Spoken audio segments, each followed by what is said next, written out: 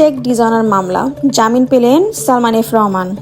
112 কোটি টাকার চেক ডিজাইনারের মামলায় বেক্সিমকো গ্রুপের ভাইস চেয়ারম্যান ও ক্ষমতাচ্যুত সাবেক প্রধানমন্ত্রী শেখ হাসিনার শিল্প ও বিনিয়োগ উপদেষ্টা সালমান এফ রহমানকে জামিন দিয়েছে আদালত। বৃহস্পতিবার 16 জুলাই দুপুরের শুনানি শেষে ঢাকার অতিরিক্ত চিফ মেট্রোপলিটন ম্যাজিস্ট্রেট জসিদা ইসলামের আদালত 1000 টাকার মুচলেখায় তার জামিনের আদেশ দেন। আসামিপক্ষের আইনজীবী মুহাদ্দিসুল আমিন এ তথ্যের সত্যতা নিশ্চিত করেছেন। এ মামলায় অন্য আসামিরা আগেই জামিন পেয়েছেন। চলতি বছরের 9 জানুয়ারি এক্সপোর্ট ইম্পোর্ট ব্যাংক অব বাংলাদেশের পক্ষে প্রতিষ্ঠানটির প্রিন্সিপাল অফিসার উজ্জ্বল মণ্ডল বাদী হয়ে মামলাটি করেন। মামলায় 5টি কোম্পানির নাম উল্লেখ করে 10 জনের বিরুদ্ধে অভিযোগ আনা হয়েছে। মামলার অভিযোগ থেকে জানা গেছে, ঋণের টাকা পরিশোধ না করায় ব্যাংকের বারবার তাগিদের পর বেক্সিমকো এলপিজি ইউনিট 1 লিমিটেডের পক্ষ থেকে 112 কোটি টাকার একটি চেক ইস্যু করা হয়। 2025 সালের 19 নভেম্বর চেকটি এক্সিম ব্যাংকের হেড অফিসে কর্পোরেট শাখায় জমা দিলে একই দিন ব্যাংক সেটি অপর্যাপ্ত তহবিল উল্লেখ করে ফেরত দেন।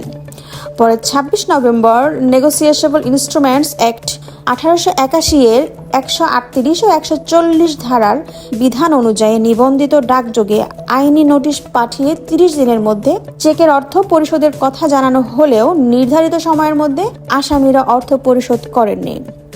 আওয়ামী লীগ কার্যক্রম নিষিদ্ধ সরকারের পতনের পর 2024 সালের 13 আগস্ট সালমান এফ রহমানকে গ্রেফতারের কথা জানায় পুলিশ। তখন থেকেই তিনি কারাগারে আছেন।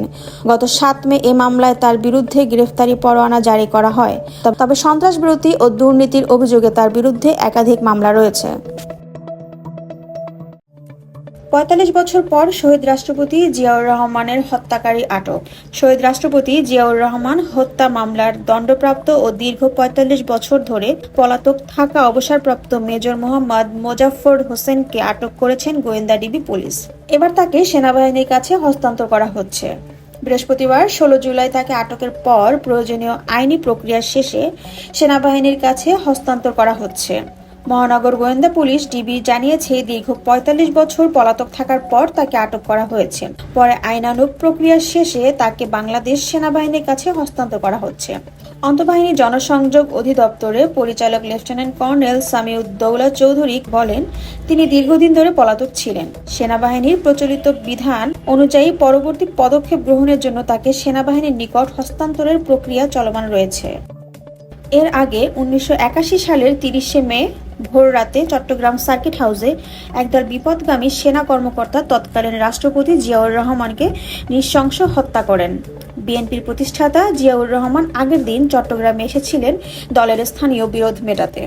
এই হত্যার অন্যতম পরিকল্পনাকারী এবং সরাসরি অংশ নেওয়া তৎকালীন সেনা কর্মকর্তাদের মধ্যে মোজাফফর অন্যতম বলে অভিযোগ আছে। মোজাফফরই প্রথম জিয়াউর রহমানকে শনাক্ত করেন, তাকে লক্ষ্য করে সরাসরি গুলি চালান। হত্যাকাণ্ডের পর সেনাবাহিনীর অভিযানে পরিস্থিতি নিয়ন্ত্রণে আসে। চট্টগ্রাম সেনানিবাসের 24 পদাতিক ডিভিশনের তৎকালীন জিওসি মেজর জেনারেল আবুল মঞ্জুর সহ কয়েকজনকে গ্রেফতার করা হয়। পরবর্তীতে মঞ্জুর নিহত হন। বিদ্রোহে জড়িত থাকা অভিযোগে সামরিক আদালতে সেনা কর্মকর্তাদের বিচার করা হয়। 13 জন সেনা কর্মকর্তার ফাঁসি কার্যকর হয়, অন্যদের বিভিন্ন মেয়াদে দণ্ড দেওয়া হয়।